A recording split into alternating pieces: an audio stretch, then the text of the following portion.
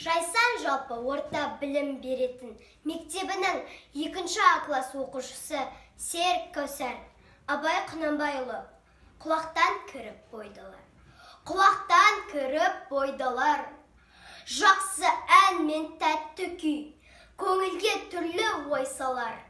Әнді сүйсең, менше сүй, дүние ойдан шығады, өзімді өзім ұмытып. Көңілім әнді ұғады, жүрегім бойды жылытып. Аңсаған шөлде су тапса, бас қоймайма бастауға. Біреу түртсе, я қақса, бой тоқтамас жасқауға. Бір күйгізіп, сүйгізіп, ес көмірді тіргізер.